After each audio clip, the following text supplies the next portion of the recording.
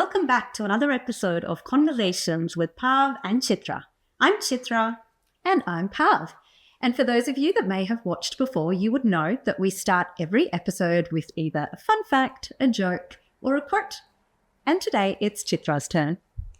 Well, I do have a quote for you. Someone once said, "Keep your heart in the game. It's your most valuable player."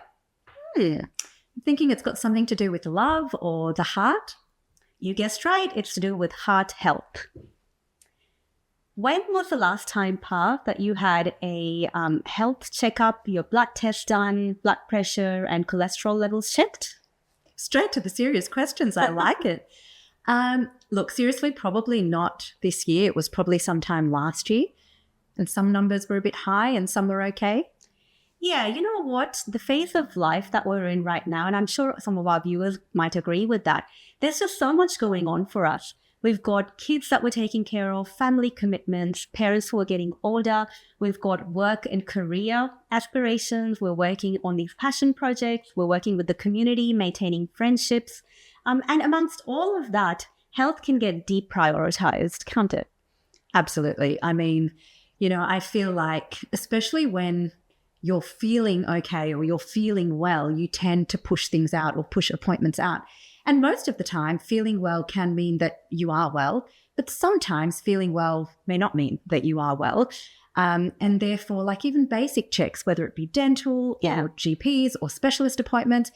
And then on top of that, you've got sort of your cadence checks, whether it be sort of blood tests. And for women, it's like breast screens and pap smears and things like that. I think definitely easy to sort of deprioritize. Yeah, definitely. So today's episode is a bit of a reminder for us to prioritize our health and look after ourselves.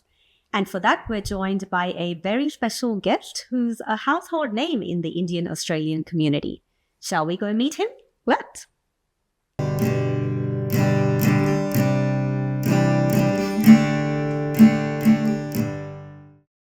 We are very pleased to have with us today Dr. Raj Puranik. By way of background, Raj grew up in Sydney, Australia in a family of 4 and studied medicine, specialising in cardiology. Currently, he consults at RPA and Westmead Children's Hospital. He leads a research program as a clinical professor at the University of Sydney. Raj is appointed as a clinical practice advisor and has also been appointed as a board member of CSANZ, which is the Cardiac Society of Australia and New Zealand. Welcome to the show, Raj. Thank you so much for being here. Thanks very much, guys. It's a pleasure. Right. Let's start with your childhood. We'd love to know where you were born and where did you grow up? And when did your parents migrate to Australia? So I guess we were amongst the first cohort of people migrating here in the late 60s, early 70s. Wow. Growing up in the western suburbs of Sydney. And at that time, my father was in general practice in the Bankstown area. And we basically grew up in a household that was surrounded by medicine.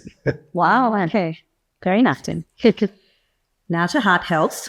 We all know that the heart is a really important organ in the body, but can you explain to us in very basic terms what actually defines a healthy heart? Yeah, look, I think that the heart is an amazing muscle. And so if you take one step back and say, look, what is the job of the heart? The heart's about the size of your fist, sits in your chest here. There are 3 pipes over the top. These are like the water pipes to the garden, if you like. Mm-hmm. And this heart muscle is under involuntary control. And if you're going at about 60 beats per minute, it does 100,000 beats in a day. It has to transport between 5 and 10,000 litres of blood every day. And if you lined up all the tubing that the blood has to run through, it's 100,000 kilometres of tubing. That's twice the Earth's surface. Mm-hmm. So this is what you're asking your heart to do every single day. Lucky you don't have to decide that. It's involuntary. It's under control from the brain to be able to do that. An amazing organ. So then if you try to work out, well, how would you keep this organ healthy? An organ that you don't really think about. Yeah. It's beating every moment of your life.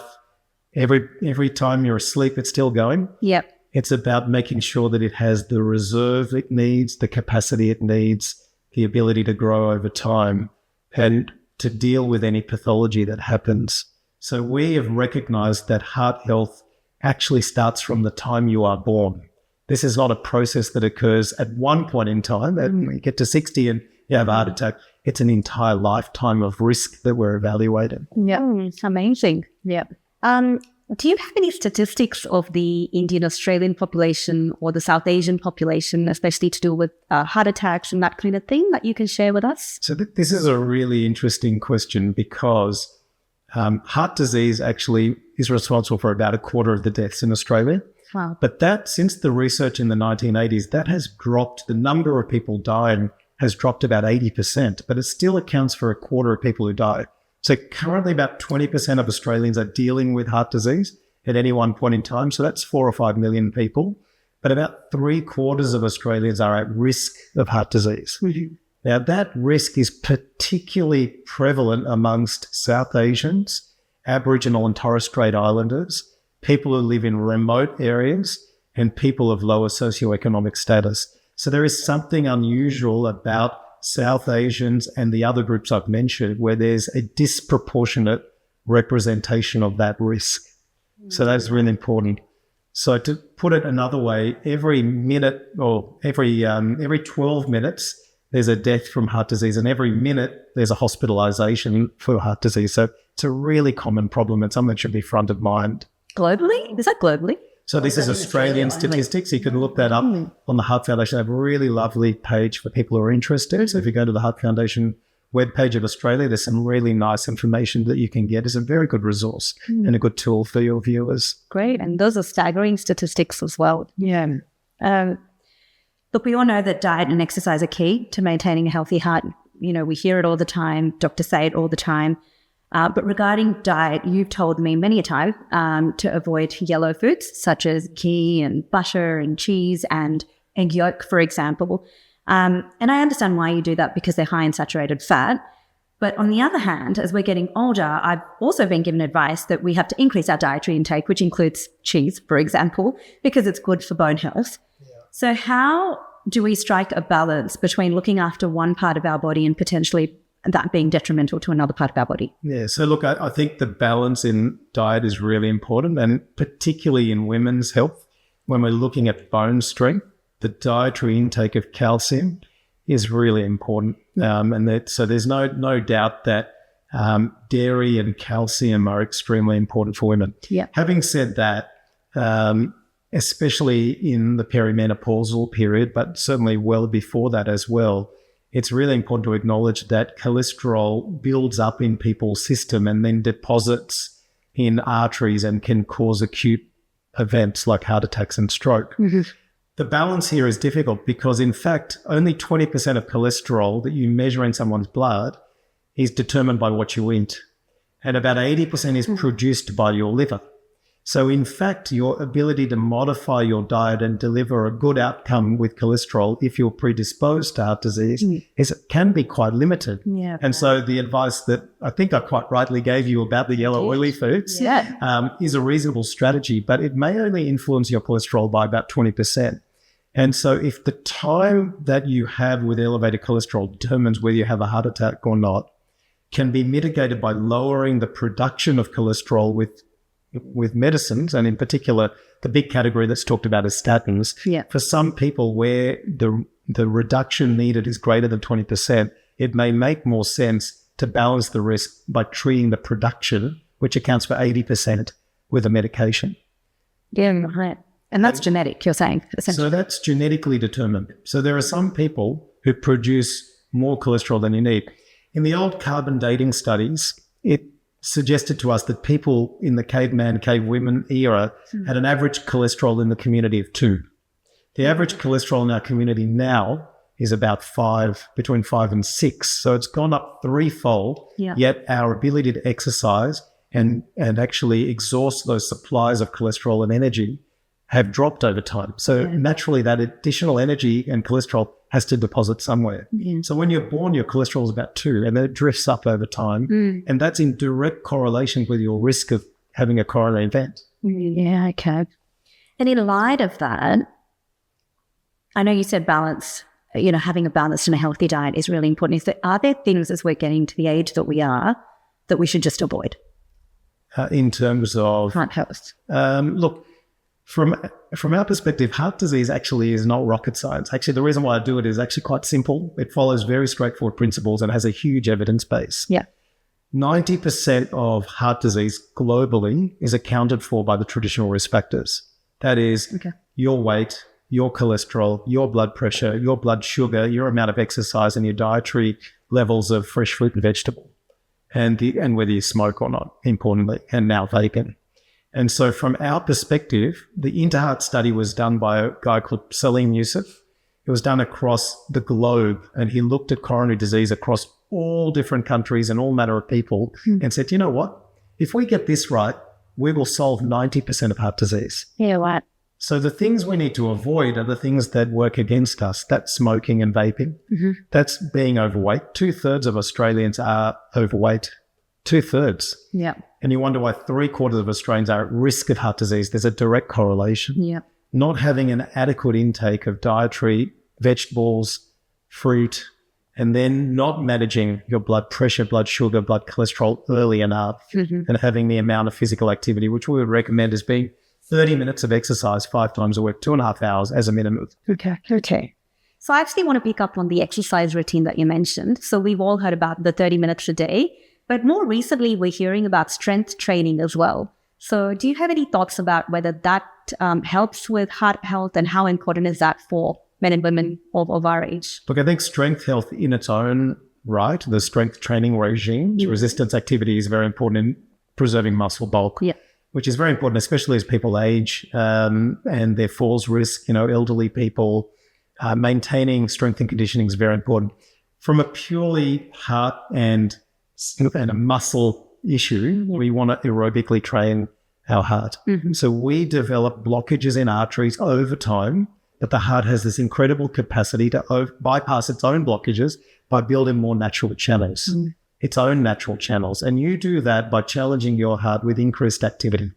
So my pitch to the 40-year-olds is be the fittest you've been in the last 10 years at age 50. When you wake up on your 50th birthday, look at yourself and what you're doing and say, I'm the fittest I have been in the last 10 years. Not when you're 20 or 30, but in the last 10 years. Because if you aerobically train your body and create the natural reserve, then your heart can almost bypass its own blockages and actually create that capacity. So aerobic training in that circumstance is important. And there are 3 levels of activity when it comes to exercise. There's the simple walk around the block. So you might not even have a sweat, but that is doing a lot of good for your heart. So you're walking your dog, you're going around the block, you're 30 minutes, that's fine. Then you've got the younger guys who are sweating it out in the gym. They're doing a lot of hardcore treadmills and ellipticals, and that's great. In fact, our stress tests in our office are based off that kind of model. But that doesn't really have to be the mainstay every day. You don't have to get to a gym to be able to do that. It's nice if you can. And the 3rd level is that almost Olympic level of trainer where you're going elite. We're not actually advocating that people do that. In fact, we know that there are some individuals who really struggle at that level and that can have adverse effects on their heart. So we're just looking at level 1 and 2, but it's all about the consistency. We want you to be able to do it every day, or we say 5 times a week. It really means 7 times a week. There should be no reason why it's not part of your routine.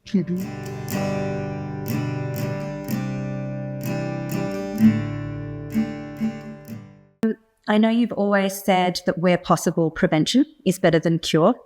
Following on from that, some people are recommended medications such as blood thinners, etc., at younger ages. But do you find that when you present people with that advice, sometimes the initial reaction is to avoid or delay, or why so young? And I guess what's your message around that for people, say, in their 40s or who have a propensity to have high cholesterol, for example? I'll let you answer that first, and I've got a follow-up question. Yeah, from our perspective, we're seeing that the group who are in their 60s and 70s are actually on really good medication. We've got an excellent GP network that is managing lipids and hypertension and blood glucose. Where we're seeing outliers are actually those who are predisposed in their 30s and 40s who are actually having cardiac events. You will have heard of people, unfortunately having a fatal event in their 40s. We have people who are even younger who are presented with cardiac disease in their 30s. Wow.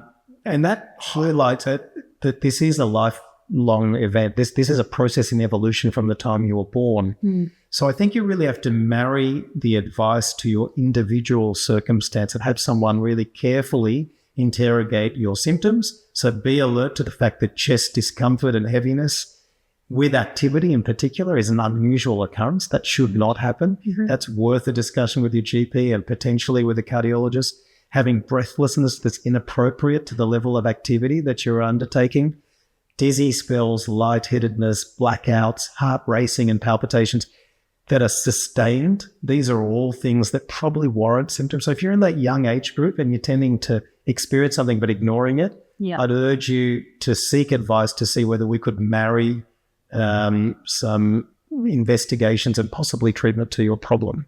But it has to be individually tailored. Yeah, right. Okay. And I guess, you kind of answered it anyway, but what I was going to say is there anything else we could be doing from a preventative perspective apart from medication or early medication? From my perspective, as a young person, that's when you're physically most able.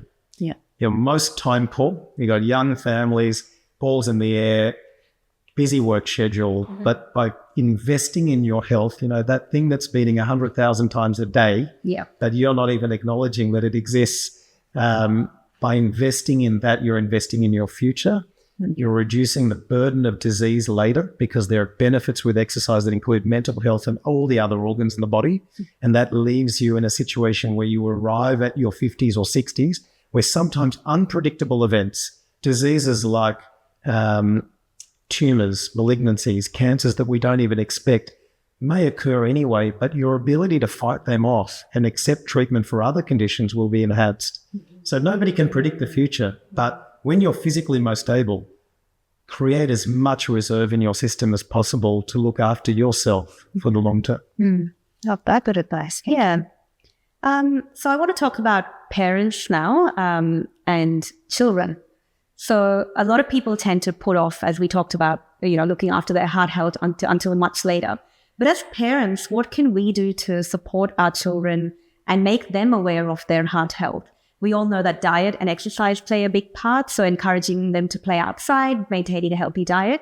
But is there anything more that you would suggest, or even blood tests, for example? When might be the appropriate age to get them started on that? Yeah, look, there's two aspects to this that I sort of handle separately. The first is the risk factor issue. As I said, it's a lifetime of exposure. As you know, 2/3 of Australians are overweight. Roughly 80% of people do not exercise enough, as per the 2.5 hours. And, the Heart Foundation have looked at this in great detail. About 90% of people don't get the appropriate portions of fruit and vegetables. So we lead by examples as parents, right? So what we serve on the table for dinner and how we approach meals, how we approach that education, like this shouldn't be outsourced. This is the sort of stuff where kids get in the kitchen, work with you, using the olive oils, understanding what a good, healthy meal looks like, what sometimes foods are and what always foods are. There are things you can have every now and then, not things you can have all the time. And understanding that from a parent is really powerful. Having that dictated to you by someone like me in a consultation, not much traction. But if your mum and dad always told you that this is the way to eat, this is the way to exercise, that's really powerful. So I'd encourage young parents to really think about how they engage kids in their routine. Yeah. And that, in fact, having your time is really important, but there are ways that you can share time that actually make it more meaningful. The other aspect of young people and heart disease that I really like to bring up is a lot of research we've done previously has looked at young people dying under the age of 30. And one of the most striking things that happen when people die early is it's a tragedy. And it's really bad when a second member in a family dies, and that speaks to the genetic nature of some of these diseases. So that if you are in a family where there's been really unfortunate circumstances, the cardiac genetics has really evolved and there are more possibilities to understanding disease and its ability to affect other members. And the most important observation from one piece of research that I'd undertaken was that 75% of deaths of young people were witnessed, usually sporting events where there were plenty of families around, but nobody was able to deliver CPR. So if there's one thing that you could do as your New Year's resolution for 2025 is learn how to do CPR, learn how to do basic resuscitation. It could save a life, and update that every couple of years and get your kids involved, because you'll hear plenty of stories where mums collapsed and a kid's been able to get the ambulance and started CPR because they're well trained. And that's a really, really important message for people who just, if you haven't done it, never done it before, you did it 10 years ago, learn that BLS algorithm, the basic life support algorithm. St. John's Ambulance do a really good course Yeah, and that's a very powerful message for our viewers. Yeah, no, thanks, Raj. You touched on this topic a little bit earlier around perimenopause and menopause.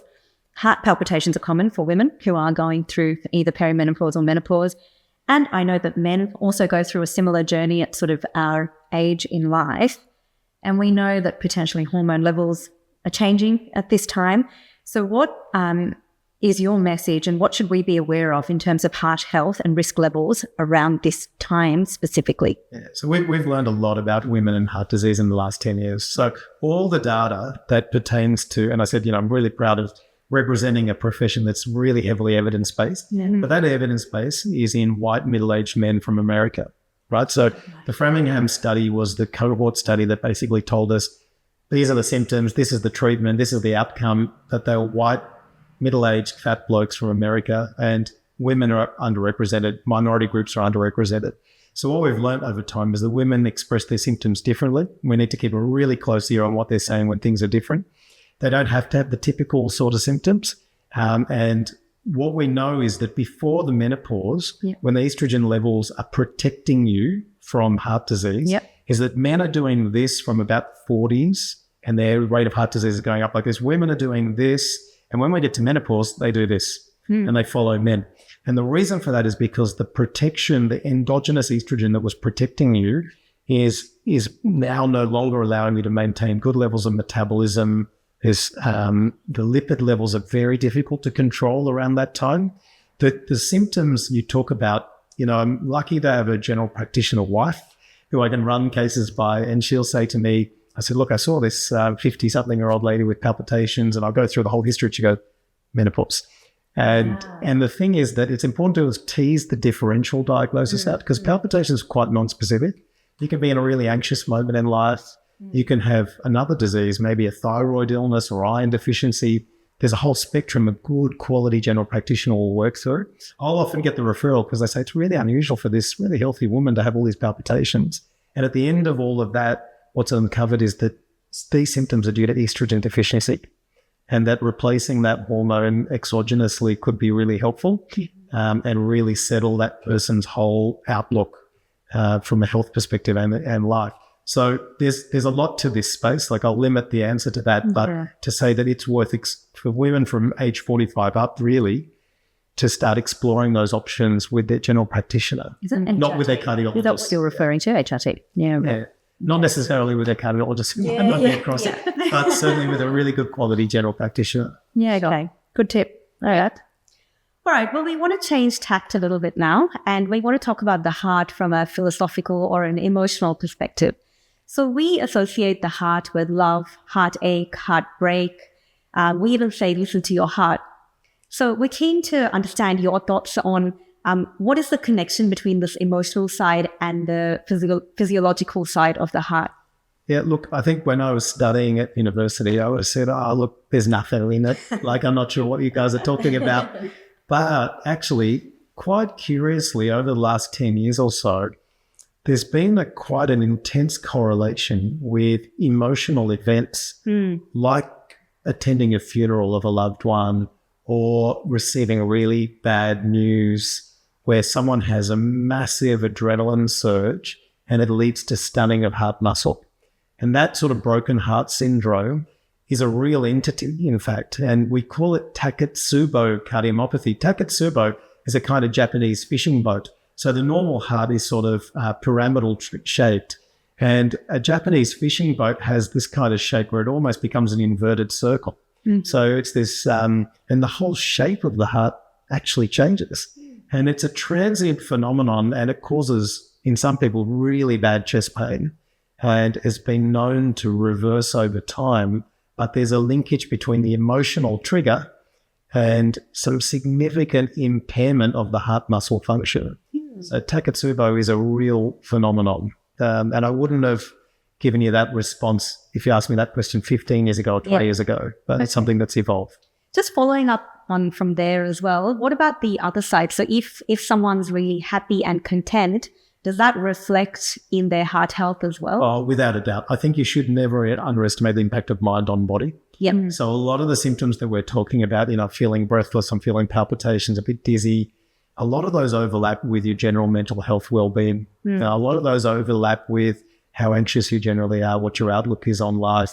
And of course, the initial time that you have these symptoms is really hard to differentiate whether you're having, whether they're true cardiac symptoms or not. So a positive outlook, a positive mindset, a happy life, and that's easy to say, but, no one can be that all of the time. But generally, the people who are in that scenario actually enjoy really good heart health.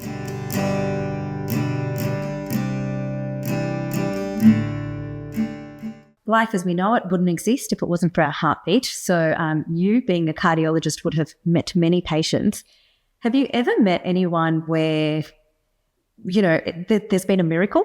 It's just really thrown you off? Yeah, look, with cardiac disease, I think every day that I work in the coronary care is miraculous, as in people have come to me at a point in their life where they're imminently faced with their own mortality. Like within moments, a wrong call or the way this evolves is it could be over. And the ability of modern medicine to be able to reverse that situation and allow regeneration of the heart has always been something that I thought was miraculous. But there's something in my own experiences that I think has been almost more miraculous in terms of what I've observed. When I did a postdoctorate in London, I worked at Great Ormond Street Hospital. And you will know with congenital heart disease that kids can be born with cardiac defects. And I happened to work with the surgeon who first identified we have two pumping chambers. One pumps to the lung, one pumps to the body. And in the 1960s, he found a group of children who were born with only one pump.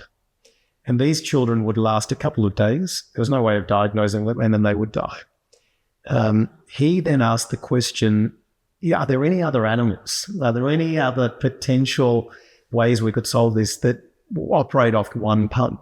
And he worked out that amphibians, in particular fish, have just one pump. So fish accept nutrients through their gills, and then they distribute it through their body, and then they have a pump that sends the used blood back up to their gills. And he said, well, if they can do that, we can reverse that. And we can have these children with just one pump that pumps to the body, a reverse of the fish heart, and then have a passive circuit back to the lung. And so he created this surgery called the Fontan surgery. And I was privileged enough to work with this gentleman and develop a technique to image those kids, which is what we do at Westmead Children's Hospital. And I think they're miraculous. When I first trained in this, which is in the early 2000s, the chance of getting to 5 years old was about 50%, and only 50% of them would get to teenage years. Now we have more adults with this kind of cardiac disease than children. So it's been a miracle. So now we're trying to work out how to get them through their pregnancies and then bringing up a family, and they're all in their 30s and 40s now because the surgery was invented in the 1980s. Sorry, quick question on that. If a child is born with one heart chamber, is that genetically something that they can pass on? There's a small percentage of overlap. Like there's no specific gene defect that encodes for that. Right. Cardiac disease tends to be polygenic. Okay. But if you have a if you have a congenital problem, there's roughly a 3 to 5% chance that your offspring may be born with a congenital defect. Our ability to screen for that with antenatal screening is amazing, and anticipating the problem and then providing a solution is now almost commonplace. Okay, thank you. So we might have a number of young adults watching the show, and they might be interested in medicine and they might want to go into cardiology. So do you have any advice for those youngsters? I think very carefully about it. It's a great profession. I mean, I think I went to a talk the other day knowing that I've got two sort of teenage boys that they say that 60% of the jobs that our children will go into don't exist at the moment. And so I'd be really cautious about, the old adage that, look, you're a doctor, lawyer, or engineer, and then that's it. In fact, the way the world is working is that the core elements of medicine are now merging with scientific evolution, especially machine learning and AI, to provide more efficient and more sophisticated care. And what I'd be encouraging young people who have an interest in biology to do is to see how they could combine interests of where the technology is moving and identify the deficiencies of where we are left with certain issues in medicine, and try and combine the two to provide more solutions and push the envelope and keep advancing So not the traditional model of learning necessarily, although that may be one pathway, but combining it with the modern tech and coming up with a solution for problems we haven't solved, because there's many things that we haven't solved. Well, that's very interesting. Lastly, we have a segment where our previous speaker leaves a question for our next speaker. Are you ready for your question? Was this from there? No, this isn't. Charisma left this question. And she said, what advice would you give to your younger self and what advice would you give to your older self? Yeah, look, it's a tough question. I think I'd answer it in the same way for the older and the younger, which would be to be present, to be in the moment. I think we learn from the past and we plan, we hope for the future, but quite a lot of times we forget about the present, the moment that we're in right now. And I think that you can take certain things for granted. For example, as we've been sitting here now, all our hearts have been beating a couple of thousand times, and yet we've not given our hearts any credit for keeping us going like this. And I guess in my line of work, when we see people who are facing their own mortality, where you know that life can be taken away very quickly, very abruptly, with no warning, and no time to prepare, is that sometimes we are in too much of a rush, that we take things for granted, and that we can slow down for a moment and just observe and just absorb all the things around us, can enjoy the moment, to be present. And that's the advice I would give myself. Don't be in a rush. Love it, Mum. That's so nice. Well, thank you so much for joining us today and taking time out of your busy schedule to be with us here. That was a fantastic conversation and really great insights. Yeah, so pleasure. It's a pleasure to come. Hope I passed. Thank you so much. Thank you. Oh, great. Well, folks, I hope you enjoyed that. I don't even know where to begin. It was so jam-packed with insightful content, and I have so many takeaways. I absolutely agree. That was amazing. Look, I mean, I really liked the fact that he said that you need to use the 10 years from 40 to 50 to be the fittest you are when you wake up on your 50th birthday, to make sure that you're setting yourself up for the future. Yeah, and I loved what he said about the mind-body connection, and the fact that if you have been through a traumatic event, that can have a negative impact on your heart health.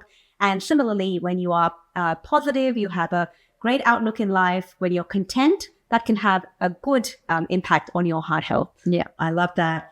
The other thing that was a big takeaway for me was we're all in that phase, if you have children, that, you know, you need to be a good role model. So involving them and not outsourcing the food production, and involving them in using the olive oils and making sure they're eating vegetables and fruits, and making sure that they're aware that not only are they eating well, but then they're taking that to their children and their children. What else? You know, great advice.